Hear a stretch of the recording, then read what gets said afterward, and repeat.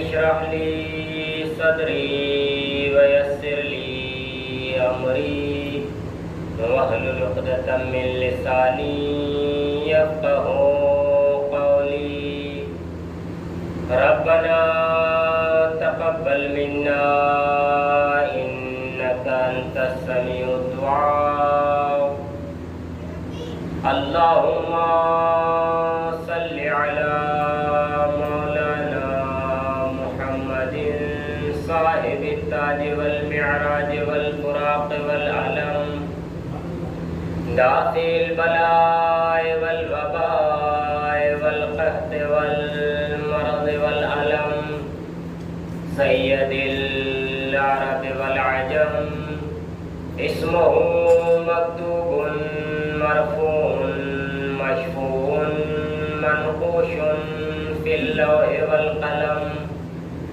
جسمه مقدس مطهر منور موقر في البيت والحرم شمس الضحى بدر الدجى صدر الأولى نور الهدى كهف الورى مصباح الظلم جمیل الشام شفیع الامم صاحب الجود والکرم واللہ عاصمہ وجبرائیل خادمہ والبراق مرکبہ والمعراج سفرہ سدرۃ المنتہی مقامہ قاب قوسین والمطلوب مقصودہ والمقصود موجود سید المرسلین خاتم النبیین شفیع المذنبین رحمت للعالمین راحت العاشقین مراد المشتاقین سید الثقلین نبی الحرمین امام القبلتین جد الحسن والحسین وحبیب طبیب قلوب نفوسنا ابی القاسم محمد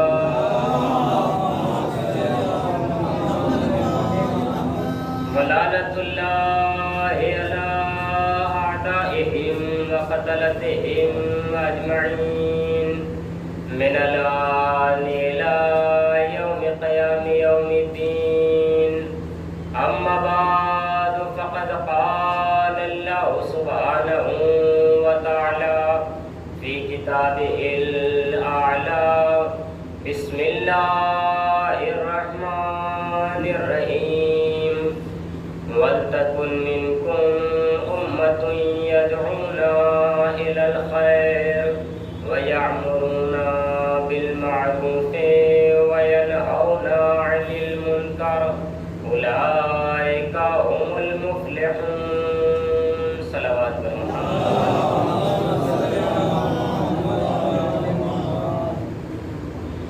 عزیزان گرامی معزز سامعین آج سن 1443 ہجری کے پہلے مہینے کے پہلے دن کا یعنی ماہ محرم کی پہلی تاریخ ہے اور جیسا کہ آپ حضرات کے سامنے کل اس بات کو واضح کر دیا گیا تھا کہ اس عشرے میں ہم کوشش یہ کریں گے کہ دروس کربلا مقصد کربلا آپ تک پہنچایا جائے. عزیزوں،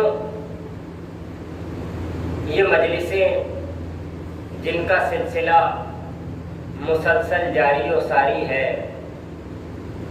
یہ مجلسیں جو ہم کر رہے ہیں تو یہ کسی پر احسان نہیں کر رہے ہیں، بلکہ ہم خود اپنے آپ پر احسان کر رہے ہیں کہ ہم مجلس میں آ رہے ہیں. یہ امام پر احسان نہیں ہے کہ ہم ان کی مجلس میں آ رہے ہیں، کیونکہ عزیزوں یہ مجلسیں وہ ہیں جو صرف ہم ہی برپا نہیں کرتے ہیں. ذکر حسین وہ ہے جو ہمارا محتاج نہیں ہے بلکہ ہم ذکر حسین کے محتاج ہیں. ہمیں حسین کی ضرورت ہے، حسین کو ہماری ضرورت نہیں ہے. عزیزوں، یہ ہماری خوش نصیبی ہے کہ ہمیں یہ ذکر میسر ہوا ہے، بلکہ پروردگار عالم کا شکریہ ادا کرنا چاہیے، شہزادی کا شکریہ ادا کرنا چاہیے، شکرانے کے سجدے ادا کرنے چاہیے کہ شہزادی نے ہمیں عزادار کے طور پر منتخب کیا اور منتخب کرنے کے بعد ہم عزا خانے میں آ گئے، ذکر حسین میں شامل ہو گئے، مجلس آ کے بپا کرنے لگے. ایک صلوات پڑھیں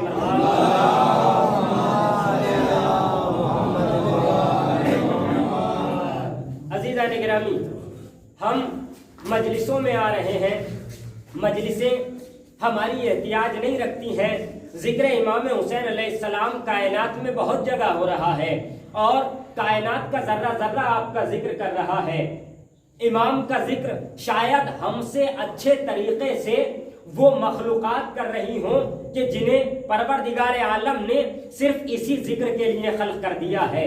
ہم سے شاید بہتر طریقے سے، کیونکہ عزیزان گرامی اس لیے یہ جملہ کہہ رہا ہوں کہ ہم سے بہتر طریقے سے وہ مخلوقات ذکر امام کر رہی ہوں گی، کیونکہ ہمیں اپنے اعمال بھی رہتے ہیں، ہمیں اپنی احتیاجات بھی رہتی ہیں، ہمیں اپنی ضرورتیں بھی رہتی ہیں، ہمیں معاش کو بھی دیکھنا ہے، ہمیں گھر کو بھی دیکھنا ہے، ہمیں بیوی بچوں کو بھی دیکھنا ہے، ہمیں اپنے خاندان کو دیکھنا ہے، اہل و عیال کو بھی دیکھنا ہے. لیکن بعض مخلوقات ایسی ہیں کہ جنہیں نہ خاندان کو دیکھنا ہے، نہ اہل و عیال کو دیکھنا ہے، نہ کھانے کی ضرورت ہے، نہ پینے کی ضرورت ہے. جس کو کہا ہے کہ تم حسین حسین کرتے رہو وہ کرتا رہے گا، جس کو کہا ہے کہ تمہیں نعرہ تکبیر بلند کرنی ہے وہ روز حشر تک یہی بلند کرتا رہے گا. جس کو کہنا ہے کہ تم سجدے میں حسین کا ذکر کرتے رہو وہ حسین کا ذکر کرتا رہے گا. جس کو کہا ہے تم رکوع میں کرتے رہو وہ رکوع میں کرتا رہے گا. جس کو کہا ہے تم قیام کی حالت میں کرتے رہو وہ اسی حالت میں کرتا رہے گا. عزیزوں، ہم سے بہتر طریقے سے دوسری مخلوقات بھی مولا کا ذکر کر رہی ہیں اور ذکر کرتی رہیں گی، اور ممکن ہے کہ ہم سے اچھے انداز میں بھی کر رہی ہوں، اور یہ بھی ممکن ہے کہ ہم تو صرف زمین پر ہی ذکر امام کر رہے ہیں، لیکن ایسی ایسی مخلوقات ہیں کہ کوئی خلاؤں میں کر رہا ہوگا یہ ذکر، کوئی فضاؤں میں کر رہا ہوگا، کوئی کوثر میں کر رہا ہوگا، کوئی جنت میں کر رہا ہوگا، کہیں جنت عدن میں تذکرہ ہوگا، کہیں جنت ماوا میں حسین کا تذکرہ ہوگا، کہیں فضاؤں میں تذکرہ ہوگا، کہیں سمندر کی روانی میں تذکرہ ہوگا، کہیں سمندر کے جوف میں تذکرہ ہوگا، شمال میں تذکرہ ہوگا، جنوب میں تذکرہ ہوگا، آگے تذکرہ ہوگا، پیچھے تذکرہ ہوگا. ہر جگہ جگہ پر امام کا تذکرہ ہو رہا ہوگا. ہم کہاں تک تذکرہ کر سکتے ہیں؟ ہماری محدودیت ہے کہ ہم ایک جگہ پر آ جائیں، ایک عزا خانے میں بیٹھ جائیں اور تذکرہ کرنے لگیں. لیکن عزیزان گرامی یہ ذکر ہمارا محتاج نہیں ہے بلکہ ہم اس ذکر کے محتاج ہیں. ایک صلوات پڑھیں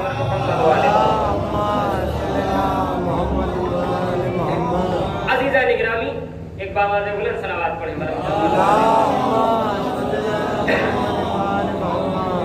یہ مجلسیں کس کی مجلسیں ہیں؟ یہ ذکر کس کا ذکر ہے عزیزوں؟ یہ ذکر نواسہ رسول کی مجلسیں ہیں. یہ مجلسیں کوئی عام مجلسیں نہیں ہے، یہ اس کی مجلسیں ہیں جس نے دین اسلام کو بچایا ہے.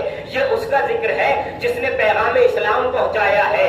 یہ اس کا ذکر ہے جو نواسہ رسول ہے. یہ اس کا ذکر ہے جو قلب میوہ بطول ہے. یہ اس کا ذکر ہے جو علی کا نور عین ہے. یہ اس کا ذکر ہے جو خود حسین ہے. یہ اس کا ذکر ہے جس نے اسلام کو بقا عطا کی ہے. یہ اس کا ذکر ہے جس نے اصول دین کو بچایا ہے، یا جملے بدل کا یوں کہوں جس نے توحید کو بچایا ہے، جس نے نبوت کو بچایا ہے، جس نے امامت کو بچایا ہے، جس نے قیامت کو بچایا ہے. یہ اس کا ذکر ہے عزیزان گرامی جس نے فروع دین پر روشنی ڈالی ہے. یہ اس کا تذکرہ ہے کہ جس نے نماز کا تذکرہ بچایا ہے. یہ اس کی مجلسیں ہیں جس نے عزیزان گرامی روزہ ہمیں بتایا ہے. یہ اس کی مجلسیں ہیں جس نے ہمیں خمس دینے کا طریقہ بتایا ہے. یہ اس کی مجلسیں ہیں جس نے جہاد کرنے کا طریقہ بتایا ہے. یہ اس کی مجلسیں ہیں جس نے امر بالمعروف کرنے کا طریقہ بتایا ہے. یہ اس کی مجلسیں ہیں جس نے نہی عن المنکر کرنے کا طریقہ بتایا ہے. یہ اس کی مجلسیں ہیں جس نے تولا کیسے کرنا ہے یہ بتایا ہے. یہ اس کی مجلسیں ہیں جس نے یہ بتایا ہے تبرہ کیسے کرنا ہے، کس پر کرنا ہے، کہاں کرنا ہے، کس مقام پہ کرنا ہے. ایک صلوات پڑھے پر محمد و آل محمد. عزیزان گرامی یہ مجلس سے دیکھیے آپ حضرات ساتھ دیجئے گا، اس کی طرف توجہ نہ دیجئے کہ لائٹ آ رہی ہے یا جا رہی ہے، ہونے دیجئے جیسا ہو رہا ہے۔ وہ ایک دنیاوی نظام ہے، لیکن یہ دنیاوی نظام نہیں ہے، یہ الوہیت کا نظام ہے جہاں ہم بیٹھے ہوئے ہیں۔ یہ عزیزو یہ لائٹ کا نظام تو ہم لوگوں نے بنایا ہے، اس میں کمی ہو سکتی ہے، لیکن یہ مجلسوں کا نظام یہ کوئی عوام کا نظام نہیں ہے، یہ امام کا نظام ہے۔ عوام کے نظام میں خلل ہو سکتا ہے، امام کے نظام میں کوئی خلل نہیں ہو سکتا ہے۔ یہ امام کا نظام ہے عزیزان گرامی، ہم اس میں شامل ہیں۔ اور ایک بات اور عرض کرتا چلوں کہ یہ وقت جو ہے بہت ہی تیزی سے گزرتا رہتا ہے اور ہمیں توجہ کرنی چاہیے کہ بہرحال وقت پر آئیں۔ میں نے کل بھی اس بات کو عرض کیا تھا کہ وقت پر آئیں، بڑا مختصر ہوں، کوئی مسئلہ نہیں ہے کہ 10 لوگ ہیں، 5 لوگ ہیں، 2 لوگ ہیں، کیونکہ عزیزان گرامی میں کل بھی عرض کر چکا کہ ہم تو دیر میں آتے ہیں، لیکن آنے والے جو اصلی عزادار ہیں، جو واقعاً حقدار ہیں، جن کو واقعاً پرسہ دیا جاتا ہے، وہ فرش بچتے ہی تشریف لے آتے ہیں۔ مجلس کو فرش بچ جائے، وقت معین ہو جائے، شروع کر دیا جائے بغیر کسی پرواہ کے، کیونکہ عزیزان گرامی جس کو مقدر سنوارنا ہوگا وہ ضرور آئے گا، جس کو حسین سے تبرک لینا ہوگا وہ ضرور آئے گا، جس کو مال دنیا لینا ہوگا وہ آخر میں آئے گا، جس کو مال حسین لینا ہوگا، مال مجلس لینا ہوگا وہ ابتدا میں آ جائے گا۔ یہ مجلس وہ ہے کہ یہاں پر جو آ کر کے مانگے گا انسان مل جائے گا۔ میں وقت کے اوپر بات کر رہا تھا عزیزوں، یہ وقت جو ہے بڑا اہم چیز ہے، وقت کو انسان کو برباد نہیں کرنا چاہیے، وقت پر بھی توجہ رکھنی چاہیے۔ اور یہ گھڑیاں جو ہیں یہ بڑی تیزی سے گھومتی ہیں، لیکن اس پہ کبھی آپ نے توجہ کی ہے؟ یہ گھڑی جو بنی ہوئی ہے، اس کو جو بنایا ہے ایک بنانے والے نے، سائنٹسٹ نے، جس نے دانشور نے اس کو بنایا ہے، بنانے کے بعد اس پہ بڑا غور دیا ہے اس نے، اور غور دینے کے بعد کیا کہا ہے، کچھ لوگ میری بات تک پہنچ گئے ہیں، اس میں کیا کہا ہے، کس طریقے سے بنائی ہے، اس میں 12 گھنٹے بنائے ہیں، اور ہر گھنٹے میں فاصلہ بھی کتنے منٹ کا رکھا ہے، 5 منٹ کا فاصلہ رکھا ہے۔ توجہ رکھیے گا عزیزان گرامی، 12 گھنٹے بنائے، 5 کا فاصلہ رکھا اور 3 کانٹے بنا دیے ہیں، 3 کانٹے بنا دیے ہیں، اور 3 کانٹے بنا کر یہ بتا دیا کہ دیکھو یہ ایک کے اوپر ایک رہیں گے، جیسا پہلا ہوگا ویسا ہی دوسرا ہوگا، جیسا دوسرا ہوگا ویسا ہی تیسرا ہوگا۔ یہ بات تو ہو سکتی ہے کسی کا قد 6 فٹ کا ہو، کسی کا 7 فٹ کا ہو، کسی کا 5 فٹ کا ہو، عزیزان گرامی یہ فرق ہو سکتا ہے، لیکن یہ کانٹے ایک کے اوپر ایک رہیں گے، ایک کے اوپر ایک گھومتے رہیں گے۔ عزیزوں میں بنانے والے سے بھی اس بات میں خوش ہوں کہ وہ بنا کر کے گھڑی کو یہ بتانا چاہ رہا ہے کہ دیکھو دنیا کا نہ 12 کے بغیر گزارا ہے، نہ 5 کے بغیر گزارا ہے۔ ایک صلوات پڑھے بر محمد والے۔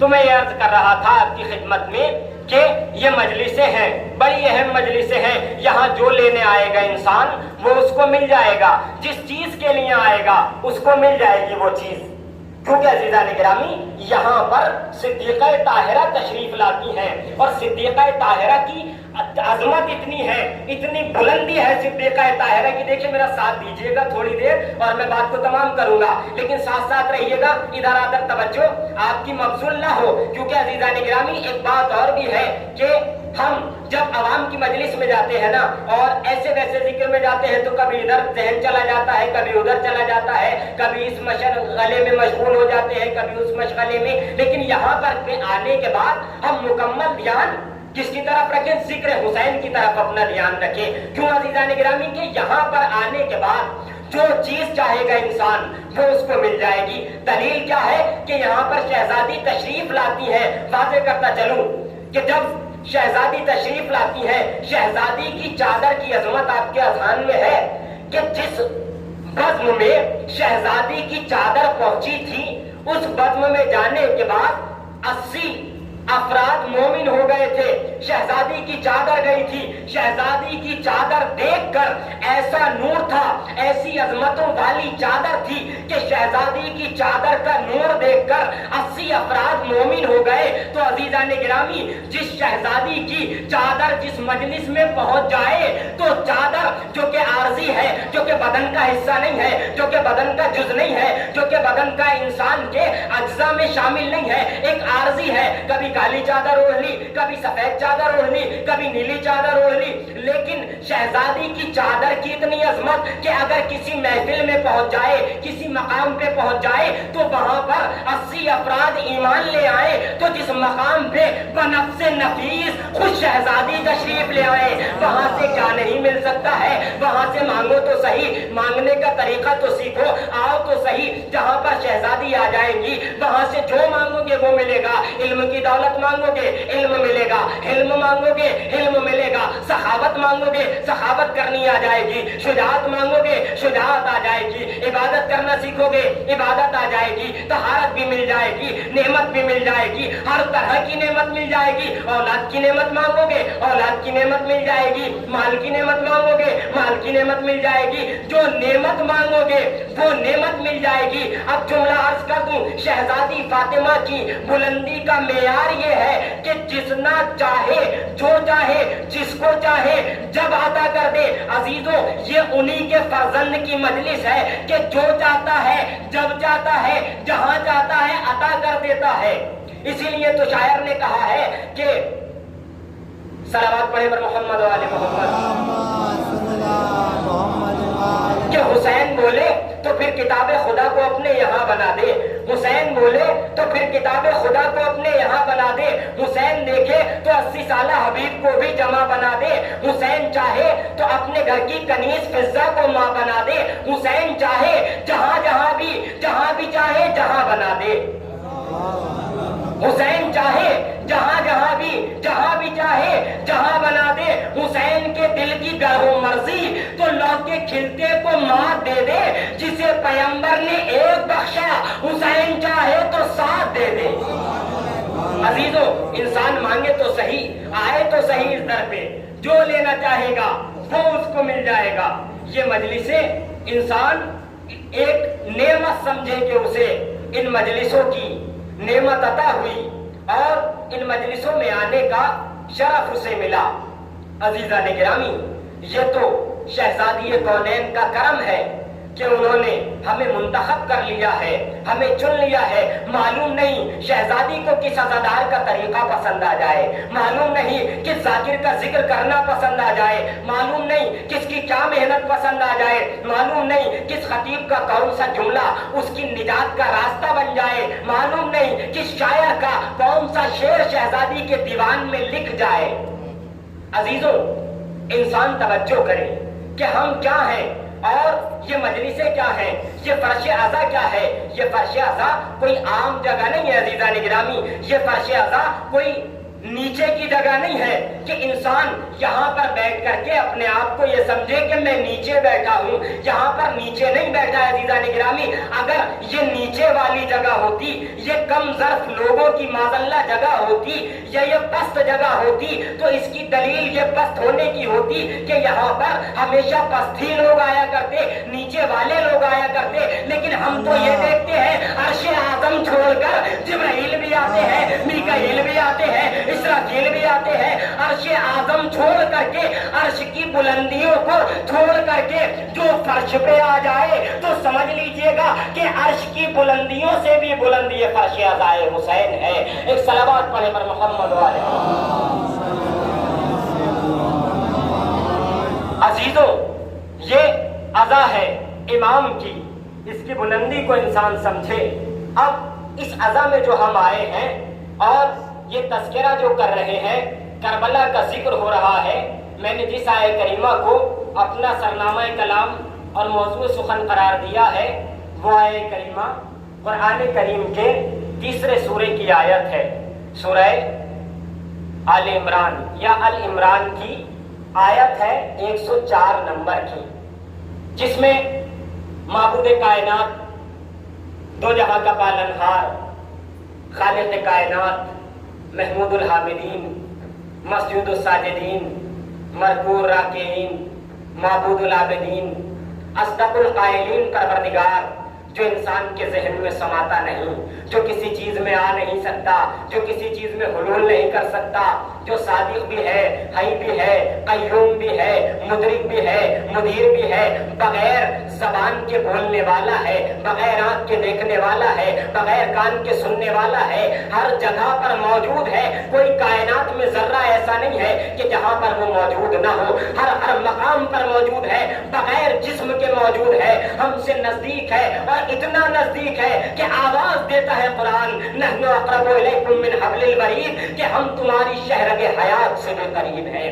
اتنا پروردگار عالم قریب ہے، اتنا قریب ہونے کے باوجود پروردگار عالم وہ ایسا معبود ہے کہ جس کو کبھی موت نہیں آنے والی ہے، وہ ایسا معبود حقیقی ہے کہ اس کو نہ کبھی نیند آتی ہے، نہ کبھی اسے اور اونگ آتی ہے، وہ ایسا پروردگار عالم ہے کہ جس نے سمندروں کو روانی عطا کر دی ہے، وہ ایسا پروردگار عالم ہے کہ جس نے بغیر کسی ستون کے ہمارے سروں پر اتنا وسیع و عریض آسمان رکھ دیا ہے، اتنا وسیع و عریض آسمان کا شامیانہ رکھ دیا ہے۔ وہ کتنا مہربان پروردگار ہوگا کہ جس نے ہمارے لیے شمس و قمر جیسی بہترین قندیلیں روشن کر دی، وہ کتنا رحمان پروردگار عالم ہوگا کہ جس نے ان گنت سیارے ستارے ہمارے لیے بنا دیے ہیں، وہ کتنا رحمان پروردگار عالم ہوگا کہ جس نے ہمارے لیے سمندروں کو روانی عطا کر دی ہے، وہ کتنا رحمان پروردگار عالم ہوگا کہ جس نے بحر بیکرا ہمارے لیے بنا دیے ہیں، وہ کتنا رحمان پروردگار عالم ہوگا کہ جس نے ہمارے لیے کائنات کا ذرہ ذرہ خلق کر دیا ہے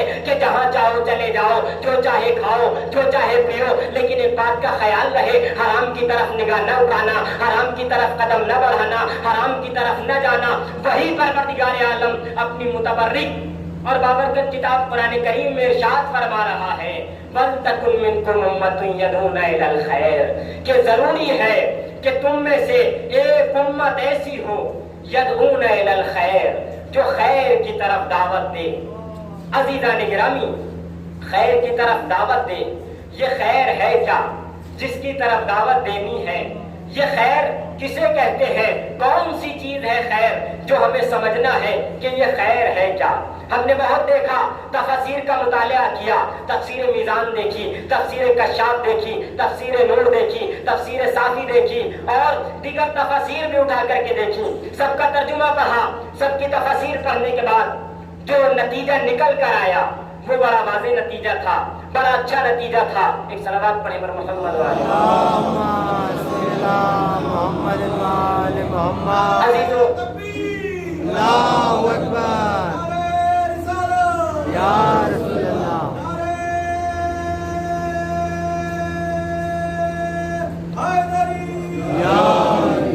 عزیزو، جب کوئی انسان کسی کام کو کرتا ہے تو سب سے بہتر اس کام کا جو طریقہ ہوگا، اس کام کا جو مقصد ہوگا، تو وہ وہی بتا سکتا ہے جو اس کام کو کر رہا ہو، جس نے اس چیز کو کرنے کا ارادہ کیا ہو۔ اب ہم اسی آیت کے ذیل میں مقاصد اور دروس کربلا کو دیکھیں گے کہ کربلا کا مقصد کیا ہے۔ ہم آیت کے ذیل میں خود امام حسین علیہ السلام سے پوچھیں گے کہ مولا، آپ جو کربلا کے لیے نکلے ہیں تو آپ کا مقصد کیا ہے؟ آپ کیوں در سے نکلے ہیں؟ تو امام نے بھی اسی آیت سے ملتا جلتا مقصد اپنا بیان فرمایا۔ امام فرماتے ہیں عزیزان گرامی، اس لیے کہ حسین قرآن سے جدا نہیں ہو سکتے، قرآن حسین سے جدا نہیں ہو سکتے۔ اس کی دلیل یہ ہے کہ حسین کو لوگوں نے قرآن سے جدا کرنا چاہا، الگ کرنا چاہا، مگر حسین نے کہا دیکھو تمہارے بس میں یہ ہے کہ تم گلا کاٹ سکتے ہو مگر قرآن سے جدا نہیں کر سکتے۔ تم ہمیں ہمارا ظاہری طور پہ سر تن سے جدا کر سکتے ہو، لیکن ہم لوگ کے نیزہ پر بھی چلے جائیں گے، وہاں پر بھی قرآن کی تلاوت کر کے بتا دیں گے کہ تم ہمیں قرآن سے جدا نہیں کر سکتے۔ ہم نے امام کے قول کو لیا اور قرآن کے پروردگار عالم کے قول کو لیا، اب جو ملایا تو سیم الفاظ وہیں پر نکل کے آ رہے ہیں۔ امام فرماتے ہیں انی لم اخرج اشرا ولا بطرا ولا مفسدا ولا ظالما انما خرجت لطلب الاصلاح فی امت جدی، کہ میں جو نکلا ہوں تو وہ کسی شر اور کسی دوسری چیز کے لیے نہیں نکلا ہوں، بلکہ مقصد بتایا، انما خرجت لطلب الاصلاح فی امت جدی، کہ میں جو نکلا ہوں تو اپنے نانا کی امت کی اصلاح کے لیے نکلا ہوں۔ یعنی ادھر دیکھیے آیت کو، ادھر دیکھیے حسین کے قول کو، امام کی بات کو، ادھر یہ ہے کہ خیر کرنے والے کچھ لوگ ہو، ادھر یہ ہے کہ میں اصلاح کے لیے نکلا ہوں۔ اب دیکھیں دونوں باتوں کو ملائیے، خیر اور اصلاح کیا چیز ہے؟ دونوں تقریباً ایک ہی چیزیں ہیں، خیر کی طرف دعوت دینا یا اصلاح کی طرف دعوت دینا۔ یا جملے بدل کر یوں کہوں، حسین جو نکلے ہیں تو ہدایت انسانی کے لیے نکلے ہیں، لوگوں کی ہدایت کے لیے نکلے ہیں، بشریت کی ہدایت کے لیے نکلے ہیں، رہنمائی کرنے کے لیے نکلے ہیں۔ ہم نے قرآن کو ملایا قول امام حسین سے۔ عزیزو یہ دونوں ساتھ ساتھ ہیں، اس لیے عزیزان گرامی کہ قرآن اگر الفاظ ہے تو حسین اس کی تفسیر ہے، قرآن اگر تحریر ہے تو حسین اس کا معنی ہے۔ اگر عزیزان گرامی قرآن میں سورہ کوثر ہے تو حسین ضامن کوثر ہے، حسین ساقی کوثر ہے۔ اگر قرآن میں سورہ مزمل ہے حسین شیر مزمل ہے۔ اگر قرآن میں سورہ طٰہٰ ہے حسین سرتاسر طاہر ہے۔ اگر قرآن میں سورہ کوثر ہے حسین ضامن کوثر ہے۔ عزیزان گرامی اگر قرآن میں سورہ یاسین ہے حسین آل یاسین ہے۔ اگر قرآن میں سورہ نجم ہے، سورہ ستارہ ہے، حسین کے در پہ ستارہ دکھائی دیتا ہے۔ عزیزو اب جو جملہ یہ کہہ دوں کہ آپ اگر حسین حسین کیجئے، قرآن قرآن کیجئے، لوگوں کے لیے آپ حضرات کا من پسند جملہ شاید میں حوالے کرنے جا رہا ہوں کہ آپ گھر میں بیٹھے رہے یا مسجد میں بیٹھے رہے، مسجد میں بیٹھ کر کے آپ قرآن قرآن کہتے رہیے، قرآن قرآن کہتے رہیے، قرآن قرآن کہتے رہیے۔ میں جب تک کہتا رہوں گا جب تک آپ میرے ساتھ نہیں آئیں گے۔ آپ گھر میں بیٹھے رہیے یا مسجد میں بھی بیٹھ جائیے، مسجد میں بیٹھ کر اپنی زبان پہ یا تسبیح لے لیجیے، قرآن قرآن قرآن قرآن کہتے جائیے۔ ثواب کوئی نہیں ملنے والا، مسجد میں بیٹھنے کا ثواب ملے گا، قرآن قرآن کہنے کا کوئی ثواب نہیں ملے گا۔ ادھر مسجد میں ہے قرآن قرآن کہہ رہے ہیں، کوئی ثواب نہیں مل رہا ہے، لیکن ذرا گھر پہ آ جائیے، حسین حسین کہتے رہیے، خالی حسین حسین کی تسبیح پڑھتے رہیے، پروردگار سے ثواب لیتے جائیے۔ ایک صلوات پڑھے نا محمد علیہ۔ عزیزان گرامی حسین قرآن کے ساتھ ہے، قرآن حسین کے ساتھ ہے۔ اب یہ امام جو نکلے ہیں تو اصلاح امت کے لیے نکلے ہیں۔ کربلا کا پہلا درس میں نے عرض کیا تھا آپ کی خدمت میں، دروس کربلا عرض کرتا ہوا چلوں گا۔ کربلا کا پہلا درس ہے امت کی ہدایت۔ اب عزیزان گرامی جب یہ معلوم پڑ گیا کہ پہلا درس کربلا ہے ہدایت، تو بھائی ہدایت کا معنی کیا ہے؟ ہدایت کہتے کسے ہیں؟ ہدایت کا مفہوم کیا ہے؟ ہدایت کی تعریف کیا ہے؟ ہدایت کا لغوی معنی کیا ہے؟ ہدایت کا اصطلاحی معنی کیا ہے؟ ہدایت کی تعریف کیا ہے؟ ہدایت کون کرے گا؟ ہدایت کون کرے گا اور کون ہدایت پائے گا؟ ہادی کون بنائے گا یا ہادی کون پہچانے گا؟ یہ ساری گفتگو آئے گی نا۔ اب جب ہم شروع کریں گے بات کو تو سب سے پہلے یہ ہے کہ بھائی ہدایت کہتے کسے ہیں؟ لغوی معنی جو ہے ہدایت کا وہ ہے سکون کا، آرام کا، یہ لغوی معنی۔ اب جو اصطلاحی معنی ہے ہدایت کا وہ یہ ہے کہ نیک راستے پر لگا دینا، کسی راستے تک پہنچا دینا، یہ ہدایت ہے، جسے دو معنی میں استعمال کیا گیا ہے، ایک ارایت الطریق، ایک ہدایت الطریق، یعنی ایک راستہ دکھا دینا، ایک منزل مقصود تک پہنچا دینا۔ دونوں باتیں الگ الگ ہیں۔ اب عزیزان گرامی یہ تو ہمیں معنی مفہوم سمجھ میں آ گیا۔ اب مسئلہ یہاں پہ آتا ہے کہ یہ ہدایت کرے گا کون اور ہدایت کرے گا کون؟ ہدایت کی ذمہ داری کس کی ہے؟ تو بھائی ہدایت کی ذمہ داری، ہدایت کرنے کی ذمہ داری ہماری نہیں ہے، ہدایت کرنے کی ذمہ داری پروردگار عالم کی ہے۔ تو جب پروردگار عالم نے ہدایت کرنے کی ذمہ داری اپنے کاندھوں پر لے لی، اور ایسے ہی نہیں لی، ایسے ہی نہیں کہہ رہا ہوں میں کہ ہدایت کرنے کی ذمہ داری پروردگار عالم پر ہے۔ قرآن کی تلاوت کرتا ہوں آپ کے سامنے، پروردگار عالم کہتا ہے اِنَّا عَلَيْنَا، 30ویں پارے میں موجود ہے، اِنَّا عَلَيْنَا لَلْہُدَىٰ وَإِنَّ لَنَا لَلْآخِرَةَ وَالْأُولَىٰ، کہ دیکھو ہدایت کی ذمہ داری ہمارے اوپر ہے اور دنیا اور آخرت کا اختیار ہمارے ہاتھوں میں ہے۔ اچھا پروردگار تیرے ہاتھوں میں ہے ہدایت کی ذمہ داری، اور ہدایت تو کرے گا؟ کہا ہاں میں کروں گا۔ اچھا پروردگار جب ہادی تو بنائے گا ٹھیک ہے۔ پروردگار عالم نے کہا میں نے اگر ذمہ داری لی ہے تو میں پروردگار ہوں، میں ساری باتوں سے واقف ہوتا ہوں، میں انسان کی رگ رگ سے واقف ہوتا ہوں، میں اس کا خالق ہوں، میں نے اسے بنایا ہے، مجھے معلوم ہوتا ہے کہ ایک اب کیا کرنے جا رہا ہے، اب یہاں سے اٹھے گا تو کہاں جائے گا، مجھے معلوم ہے کہ اب یہ گھر سے چلا ہے تو یہ شراب کھانے جائے گا یا مسجد جائے گا، مجھے معلوم رہتا ہے یہ اپنے گھر سے جو چل رہا ہے تو یہ کتنے قدم چلے گا، مجھے معلوم رہتا ہے کہ یہ اپنے گھر سے چلنے کے بعد سمندر کی طرف جائے گا یا خشکی کی طرف جائے گا، مجھے معلوم رہتا ہے یہ اپنے گھر سے چلنے کے بعد عصا خانے جائے گا یا مسجد جائے گا، مجھے معلوم رہتا ہے یہ اپنے گھر سے چلنے کے بعد کسی انسان کی مدد کرنے جائے گا یا کسی کو قتل کرنے جائے گا، مجھے معلوم رہتا ہے یہ اپنے گھر سے چلنے کے بعد کتنے قدم چلے گا، کہاں پہ رک جائے گا، مجھے معلوم رہتا ہے مجھے کیسے خلق کرنا ہے، میں انسان کا خالق ہوں، میں انسان کا مالک ہوں، میں انسان کی فطرت کا خالق ہوں، میں جانتا ہوں۔ اب جب میں ساری چیزوں کو جانتا ہوں تو ہادی بھی میں مقرر کروں گا، رہبر بھی میں بناؤں گا، ہدایت کرنے والا بھی میں بناؤں گا۔ ہم نے کہا اچھا پروردگار تو ہدایت کرنے والے بنائے گا؟ کہا ہاں، میں جب کائنات کی ہدایت کی ذمہ داری لے لیتا ہوں تو میں جب کائنات میں پہلا بشر بھیجوں گا تو ہادی کی شکل میں بھیجوں گا، عوام کی شکل میں نہیں بھیجوں گا۔ جب پہلا بھیجوں گا تو چاہے ہدایت لینے والے پائے جائے یا نہ پائے جائے مگر ہدایت دینے والا ضرور پایا جائے گا۔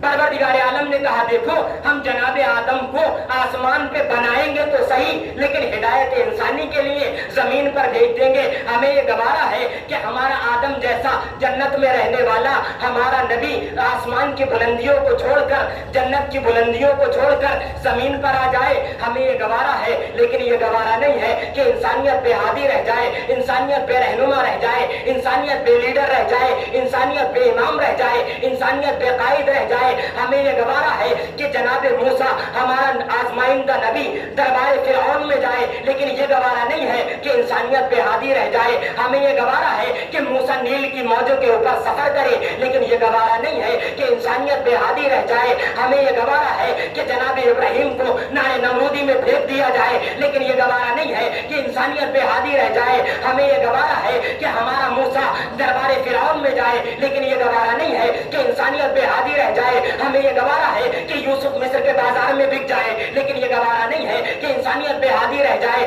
ہمیں یہ گوارا ہے کہ یوسف کو کنویں میں پھینک دیا جائے لیکن یہ گوارا نہیں ہے کہ انسانیت بے ہادی رہ جائے۔ ہمیں یہ گوارا ہے کہ یعقوب خوب روئے لیکن یہ گوارا نہیں ہے انسانیت بے ہادی رہ جائے۔ ہمیں یہ گوارا ہے کہ یوسف یعقوب سے الگ ہو جائے لیکن یہ گوارا نہیں ہے کہ انسانیت بے ہادی رہ جائے۔ ہمیں یہ گوارا ہے کہ یونس شکم ماہی میں رہے لیکن یہ گوارا نہیں ہے کہ انسانیت بے ہادی رہ جائے۔ ہمیں یہ گوارا ہے کہ جناب عیسیٰ تہمت عصمت مادری سے دوچار ہو لیکن یہ گوارا نہیں ہے انسانیت بے ہادی رہ جائے، انسانیت بے رہنما رہ جائے۔ ہمیں یہ گوارا ہے کہ ہمارا عظیم بندہ تہمت عصمت مادری سے دوچار ہو لیکن یہ گوارا نہیں ہے کہ انسانیت بے ہادی رہ جائے۔ ہمیں یہ گوارا ہے کہ ہمارا عظیم بندہ، منتخب بندہ، استفا بندہ، مصطفیٰ بندہ مدینے کی گلیوں میں لہو لہان ہو جائے لیکن یہ گوارا نہیں ہے انسانیت بے ہادی رہ جائے۔ ہمیں یہ گوارا ہے کہ ہمارا ایسا نبی جو صاحب تاج ہے، صاحب معراج ہے، شمس الضحیٰ ہے، بدر الدجا ہے، صدر العلا ہے،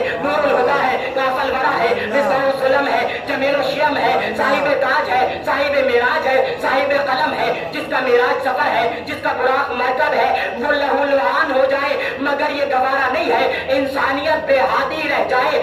عزیزو وہ پروردگار عالم کہ جس کو انسانیت کا بے ہادی رہنا ایک لمحے کے لیے بھی پسند نہیں ہے تو مجھے بتائیں کہ جب نبی کا وقت آخر آئے گا تو جو سارے نبیوں کی محنت ہے، آدم سے لے کر کے عیسیٰ سے لے کر کے موسیٰ سے لے کر کے سارے نبیوں کی نعمتیں، سارے نبیوں کی رحمتیں، سارے نبیوں کی زحمتیں سب کے سب بیکار ہو جائے۔ اب جب سارے نبیوں کا سردار اس کائنات سے جائے گا تو یقینی طور پر کسی کو اپنا جانشین بنا کے جائے گا، کسی کو کائنات کا ہادی بنا کے جائے گا، کائنات کا رہبر اور رہنما بنا کے جائے گا۔ اب عزیزان گرامی یہ ہادی، یہ رہنما، یہ رہبر جو بنایا پروردگار عالم نے، پہلا ہادی جب بنایا تب اشکال شروع ہو گیا۔ کیا اشکال شروع ہو گیا؟ آپ حضرات کے اذان میں ہے نا فرشتوں نے کیا کہا تھا؟ اتجعل فیہا من یفسد فیہا ویسفک الدماء ونحن نسبح بحمدک ونقدس لک. جواب ملا قال انی اعلم ما لا تعلمون کہ پروردگار عالم ہم تیری حمد و ثنا کرتے ہیں اور تیری تسبیح و تحلیل کرتے ہیں. پروردگار کیا تو ایسے کو خلیفہ بنائے گا، ایسے کو ہادی بنائے گا، ایسے کو رہبر بنائے گا، ایسے کو امام بنائے گا جو خوریزی کرے گا؟ پروردگار عالم نے جواب دیا کہ تم نہیں جانتے، انی عالم و ما لا تعلمون، کہ جو ہم جانتے ہیں وہ تم نہیں جانتے. عزیزان گرامی، جو پروردگار عالم کے اوپر اشکال کر دے وہ کون سی مخلوق ہے؟ وہ فرشتے ہیں. انہوں نے کہا اشکال بھی نہ کہے اگر، لیکن انہوں نے کہا کہ پروردگار کیا ایسے کو بنائے گا؟ سوال کیا تھا پروردگار عالم سے. پروردگار نے کہا میں جانتا ہوں. عزیزوں، پروردگار سارے فرشتوں نے یہ اجماع کیا تھا اور اجماع کرنے کے بعد یہ کہا تھا کہ پروردگار عالم ایسے کو خلیفہ بنا رہا ہے جو خوریزی کرے گا. یہاں پر قابل غور بات یہ ہے کہ فرشتے جو کہ معصوم تھے، جن سے خطا نہیں ہوتی تھی، جن سے گناہ نہیں ہوتا تھا، عزیزان گرامی، پروردگار عالم پہ ان فرشتوں نے کہا تھا جو معصوم تھے، سب نے اجماع کر لیا تھا. اجماع کرنے کے بعد کہا تھا کہ پروردگار عالم کیا تو ایسے کو خلیفہ بنا رہا ہے جو خوریزی کرے گا؟ عزیزوں، پروردگار عالم کو جب معصوم فرشتوں کا اجماع اور جمع ہونا، اکٹھا ہو کر کے کسی بات کو کہنا کہ پروردگار ایسا کر لے، پروردگار ویسا کر لے، جب معصوم فرشتوں کا اجماع پروردگار عالم کو قبول نہیں ہے تو ان گناہگار سقیفائیوں کا اجماع پروردگار کو کیسے قبول ہو جائے گا؟ ایک صلوات پڑھے پر محمد والے. پروردگار عالم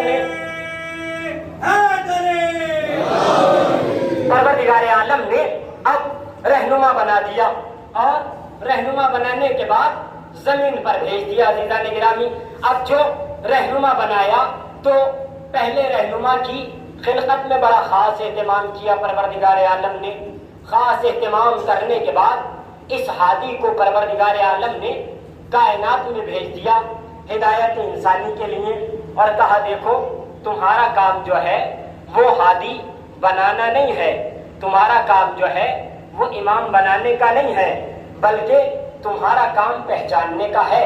اس کو پہچانو کہ وہ ہے کون، رہنما پہچانو اور اس کے پیچھے پیچھے اس کے نقش قدم پر چلتے رہو. اب عزیزان گرامی، ہم نے کائنات میں دیکھا کہ رہنما کون ہے، ہادی کون ہے، رہبر کون ہے، تو کائنات میں بڑے بڑے اپنے آپ کو رہبر کہنے لگے. بڑے بڑے لوگوں نے اپنے آپ کو ہادی کہا کہ ہم اس امت کے ہادی ہیں، ہم اس کائنات کے رہبر ہیں، ہم اس امت کی ہدایت کرنے والے ہیں، ہم اس امت کو راہ راست پر لے جانے والے ہیں. عزیزوں، جن سے قرآن کی پہلی آیت نہ پڑھی جاتی ہو ٹھیک سے، وہ اپنے آپ کو ہادی کہہ رہے ہیں. جن کو سورہ بقرہ یاد نہیں ہو رہی وہ اپنے آپ کو ہادی کہہ رہے ہیں. جن سے عزیزان گرامی سورہ کوثر کی صحیح تلاوت نہیں ہو پا رہی ہے وہ اپنے آپ کو ہادی کہہ رہے ہیں. یہ جملے بدل کر یوں کہوں، جن سے اگر مسئلے پوچھ لیے جائیں تو یہ کہے کہ ہم اپنی بیٹی سے پوچھ کر بتائیں گے، ہم اپنی زوجہ سے پوچھ کر بتائیں گے. ایسے لوگ کائنات کے ہادی ہو رہے ہیں، ایسے لوگ کائنات کے رہبر ہو رہے ہیں، تو ایسے لوگوں کو کیسے رہنما مان لیا جائے؟ عزیزان گرامی، رہنما بننے کی پہلی شرط یہی ہے کہ ہادی بننے کی پہلی شرط یہی ہے کہ انسان جو لوگوں کو کسی راستے پر لے جا رہا ہے تو وہ اس راستے سے واقف ہو. اگر خود راستے سے واقف نہیں ہوگا تو اس راستے پر لگائے گا کیسے؟ کیونکہ عزیزان گرامی، اگر قرآن نہیں آتا ہوگا تو قرآن پڑھایا کیسے جائے گا؟ جب معلوم نہیں ہوگا کہ یہاں پر کون سی آیت کہاں ہے، کون سی آیت کا کیا مقصد ہے، کون سی آیت کا کیا ترجمہ ہے، تو ہم خاک تفسیر کریں گے، ہم خاک تحلیل کریں گے. یہ لوگ عجیب عجیب لوگ تھے، لیکن عزیزوں ہادی بن کر بیٹھ گئے، ہدایت کرنے لگ گئے. لیکن ہم نے کہا کہ پیغمبر اکرم آپ پہچانوا دیجئے ہادی کون ہے، ہدایت کون کرے گا، رہنمائی کون کرے گا؟ پیغمبر نے کہا میں پہچانواؤں گا، اور دیکھو مسجد میں بھی پہچانواؤں گا، مسجد کے باہر بھی پہچانواؤں گا، ممبر سے بھی پہچانواؤں گا، ممبر کے علاوہ بھی پہچانواؤں گا. اور دیکھو جتنے تمہارے رہبر ہوں گے سارے کے سارے میدانی ہوں گے، سارے کے سارے غیر فرار ہوں گے، سارے کے سارے کرار ہوں گے. جتنے تمہارے رہبر ہوں گے سب کے سب میدانی ہوں گے. کوئی تمہیں سقیفہ کے کمرے سے نہیں ملے گا، کوئی تمہیں ملے گا تو مباہلہ کے میدان سے ملے گا، کوئی ملے گا تو غدیر کے میدان سے ملے گا، کوئی ملے گا تو کربلا کے میدان से मिलेगा। एक सलावत पढ़े वर मोहम्मद सारे रहनुमा पैगंबर अकरम ने पहचानवाए हैं और आवाज दी कि इन्नल हुसैन मिसबाहुल हुदा, कि हुसैन जो है मिसबाहुल हुदा है, हिदायत का चराग है। अजीजों, आपने कभी तवज्जो दी? बहुत मर्तबा सुना होगा यकीनी तौर पे इस रिवायत को, आपने बहुत बार आपने सुना होगा, सबको याद होगी, लेकिन कभी इस बात पे भी आपने तवज्जो दी कि रसूल अकरम ने ये क्यों कहा है कि हुसैन हिदायत का चराग है? चराग क्यों कहा? भाई चराग तो बड़ी छोटी सी चीज है ना, दिया जिसे कहते हैं, छोटी सी चीज होती है। नबी को चाहिए था कि किसी बड़ी चीज से ताबीर देते। ये कहते हैं कि इन्नल हुसैना मिसबाहुल कमर, कि हुसैन हिदायत का चांद है। चराग से बड़ा था ना, ज्यादा रोशनी देता है, तवज्जो रखिएगा इस बात पर। या ये कहते हैं इन्नल हुसैना मिसबाहुल शम्स, हुसैन हिदायत का सूरज है, बड़ा था ना। या ये कहते कि इन्नल हुसैना मिसबाहुल नज्म, इतने इतने बड़े सितारे हैं कि चांद से भी बड़े सितारे हैं, आप मुझसे जानते हैं बेहतर, बहुत सितारे सैयारे पाए जाते हैं। लेकिन नबी ने ये नहीं कहा कि हुसैन हिदायत का चांद है, हुसैन हिदायत का सूरज है, हुसैन हिदायत का सितारा है। बस इसी बात पे तमाम करूंगा बात को कि हुसैन हिदायत का चराग है।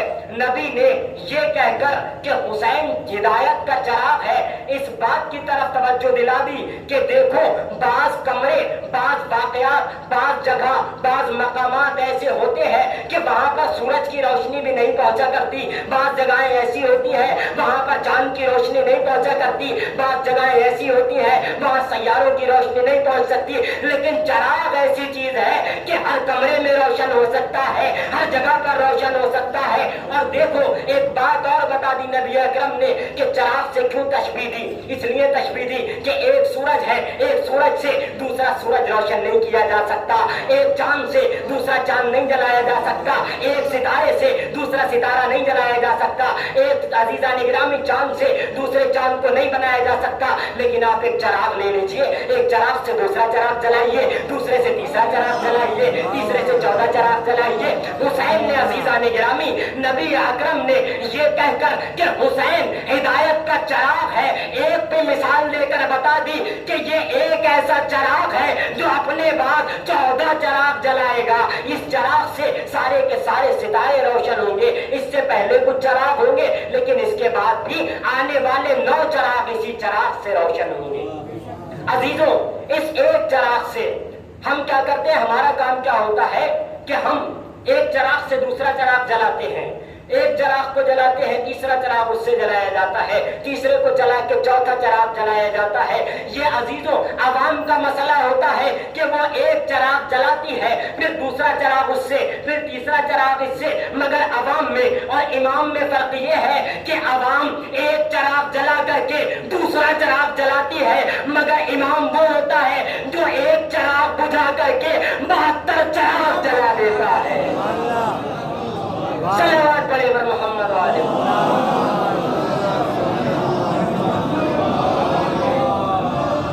नारे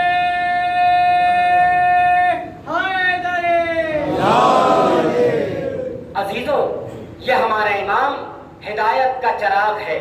हमें पहचानना तो चाहिए कि हम किस जगह पर हैं, किस मकाम पर हैं, क्या कर रहे हैं। हम आए तो सही, आस्ताने हुसैन पर आए और आकर के देखें कि इसकी मंजिल क्या है। अजीजों, ये इमाम कायनात का वो इमाम है, वो कायनात का रहबर है ये, कि जब इस दुनिया में ये आया है तो इसने अर्श वाले को बख्शा है, जब इस दुनिया से जा रहा है तो फर्श वाले को बख्श रहा है। इसने फितरुस को भी शिफा अता की और वक्त आखिर खुद की भी बख्शिश की है। अजीजों, ये इमाम वो इमाम है कि जिस हादी को नबी अकरम ने पहचानवाया है। कहां से पहचानवाया? मिंबरों से पहचानवाया, मेहराब से पहचानवाया। मिंबर पर नबी अकरम तशरीफ फरमा है, इमाम का बचपना है। एक मर्तबा क्या आलम होता है कि इमाम घर से तशरीफ ला रहे होते हैं, एक मर्तबा देखते हैं कि जैसे मस्जिद के दरवाजे पर आए, इमाम को क्या देखते हैं नबी अकरम कि इमाम के پائے مبارک میں دامن مبارک الجھتا ہے اور الجھ کر کے امام حسین زمین پر، کیا کہوں سمجھ میں نہیں آ رہا عزیزوں. اگر یہ کہتا ہوں کہ امام زمین پر گرتے ہیں تو ایمان ہاتھ سے چلا جائے گا. کیوں عزیزوں؟ کیونکہ امام کے پاؤں میں لغزش نہیں آیا کرتی. جس کے پاؤں میں لغزش آ جائے وہ عوام ہوتا ہے، امام نہیں ہوتا ہے. اگر یہ کہوں کہ امام کے پاؤں میں معاذ اللہ لغزش آ گئی، امام گر گئے، نہیں عزیزان گرامی، ایمان ہاتھ سے چلا جائے گا. جملہ بدل کر یوں کہوں کہ زمین کو امام کا بوسہ لینا تھا، زمین نے چاہا حسین جھک جاؤ. امام کو زمین کو امام کا بوسہ لینا تھا. زمین نے امام کا بوسہ، اتنی بڑی زمین تھی، اگرچہ حسین چاہتے تو ساری زمین اٹھاتی، مگر یہاں پر امام حسین کا زمین پر گرنا ہی اگر لفظ استعمال کر دیا جائے ڈرتے ہوئے تو بہرحال کیا کرو، لفظوں کی کمزوری ہے، اردو کی کمزوری ہے، یہی کہنا پڑے گا کہ امام زمین پر گرے. اب عزیزان گرامی امام زمین پر گرے. جیسے ہی نبی نے دیکھا کہ میرا نواسا آ رہا ہے اور آتے آتے زمین پر معاذ اللہ گر گیا یا زمین نے بوسہ لیا. اب نبی اکرم نے دیکھا اصحاب کا مجمع تھا، اصحاب کی محفل سجی ہوئی تھی، بڑے بڑے اصحاب موجود تھے، سارے کے سارے موجود تھے، یہ بھی موجود تھے، وہ بھی موجود تھے، وہ بھی موجود تھے، سارے کے سارے موجود تھے. اب ان کی موجودگی میں نبی اکرم کام کیا کر رہے تھے آپ جانتے ہیں نا. نبی اکرم کا کام تھا خطبہ دینا، نبی اکرم کا کام تھا آیات الہی کی تلاوت کرنا، نبی اکرم کا کام تھا پیغام الہی کو پہنچانا، نبی اکرم کا کام تھا توحید کو پہنچانا. نبی اکرم توحید پہنچا رہے تھے، اب نبوت پہنچا رہے تھے، سارے کے سارے پیغامات پہنچا رہے تھے. لیکن ایک مرتبہ جیسے ہی نگاہیں پڑی، ایک مرتبہ نبی اکرم نے بیچ میں سے خطبے کو قطع کیا، خطبے کو چھوڑ دیا. اب عزیزوں خطبے کو چھوڑنے کے بعد نبی اکرم خود وہاں پر گئے، حسین کو لے کر کے آئے، لا کر کے ممبر پر بٹھا لیا. ممبر پر بٹھانے کے بعد اب نہ توحید بیان کر رہے ہیں، نہ نبوت بیان کر رہے ہیں، نہ رسالت بیان کر رہے ہیں، نہ آیات الہی کی تلاوت کر رہے ہیں، نہ تو خمس کے احکام بتا رہے ہیں، نہ تو حج کے احکام بتا رہے ہیں، نہ تو نماز کے احکام بتا رہے ہیں، نہ جہاد کے احکام بتا رہے ہیں، بلکہ نبی کے دہان اقدس پر جملہ یہ آتا ہے ھذا حسین فعرفوہ، یہ حسین ہے، اس کو پہچان لو. عزیزوں میں کہوں گا یا نبی اللہ آپ نے یہ کیوں کیا؟ آپ نے خطبہ روک دیا تھا.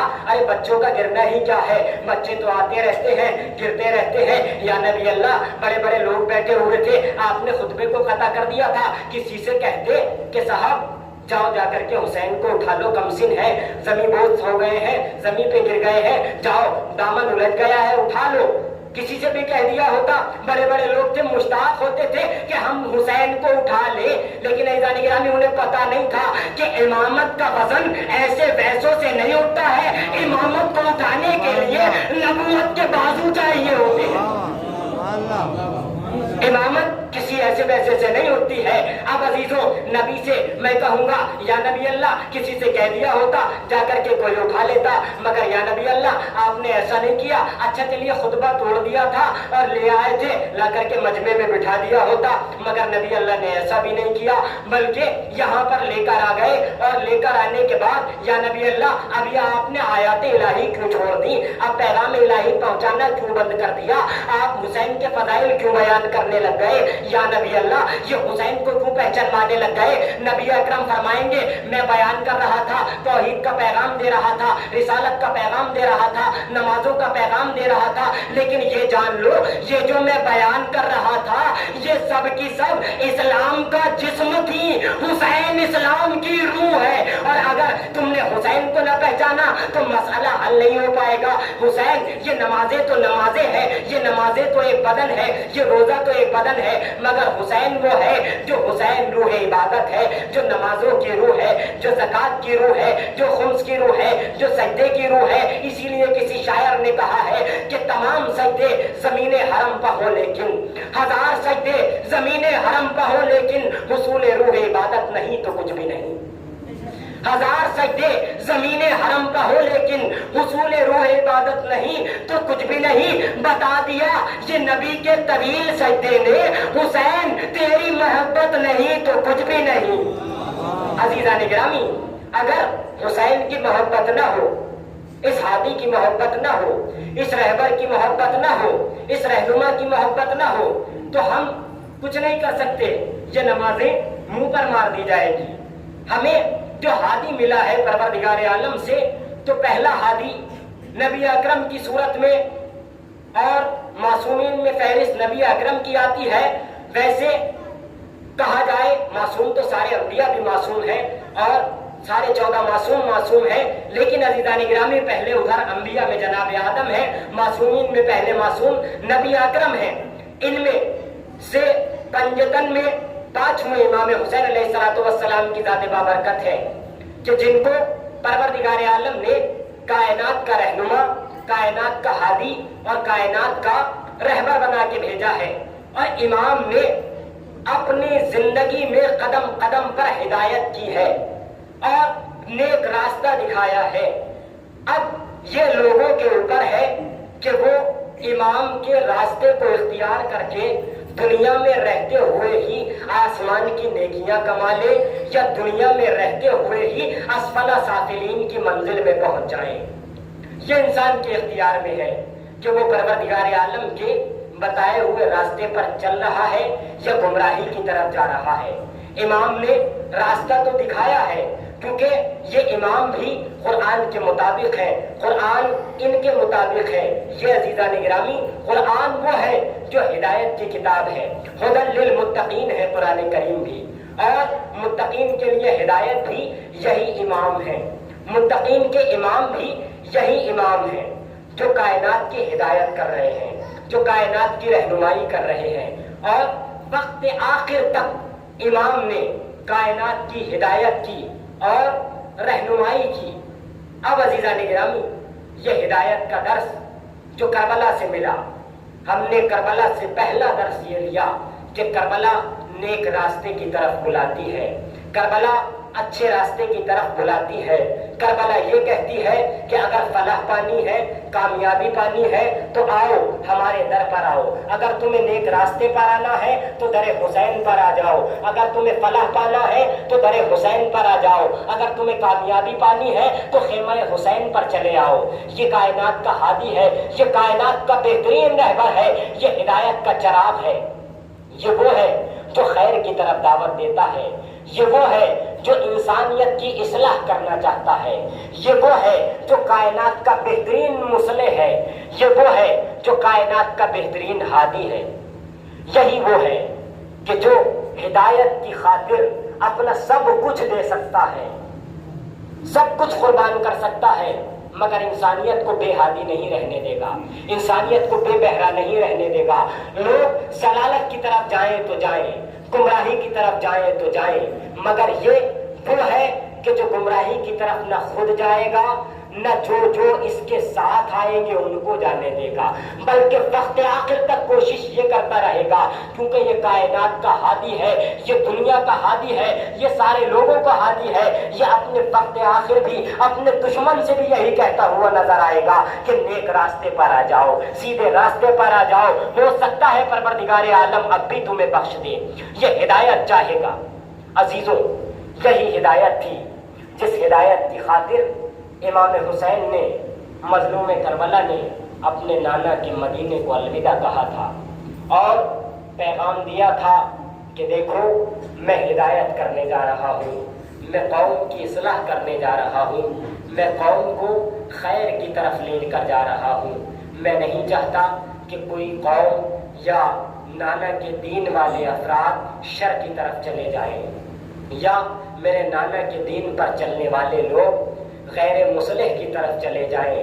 میں نہیں چاہتا کہ لوگ گمراہی میں پڑ جائیں، میں نہیں چاہتا کہ یزید جیسے فاسق و فاجر کی بیعت کی جائے، میں نہیں چاہتا کہ اس کے گمراہ راستے پر گمراہیوں پر چلا جائے۔ میں یہ چاہتا ہوں کہ کائنات کی ہدایت ہو جائے۔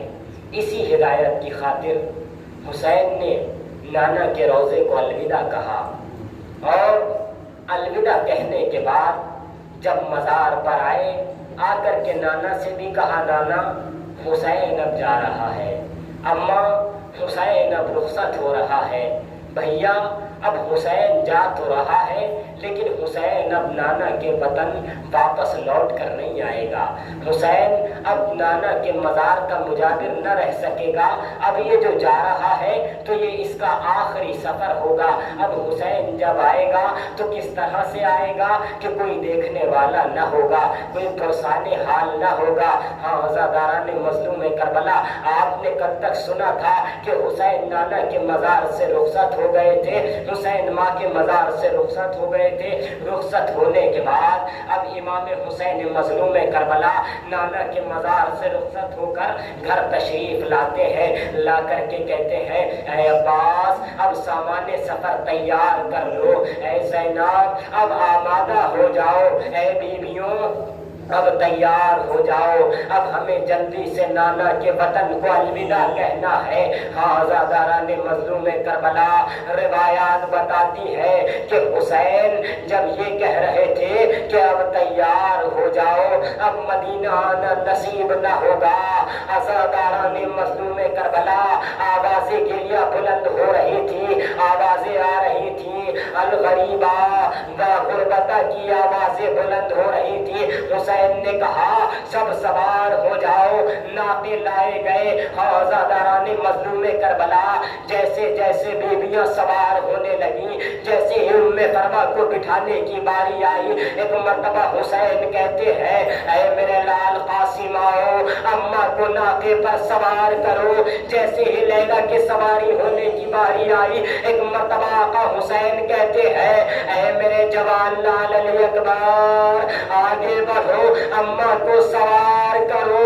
اللہ اللہ, جیسے ہی سوار کرنے کی باری آئی اور بیویوں کی, کبھی عباس کو آواز دے رہے ہیں, کبھی اول محمد کو آواز دے رہے ہیں, کبھی قاسم کو آواز دے رہے ہیں. ایک مرتبہ آواز آئی کہ اب علی کی بیٹی زینب کو سوار کرو.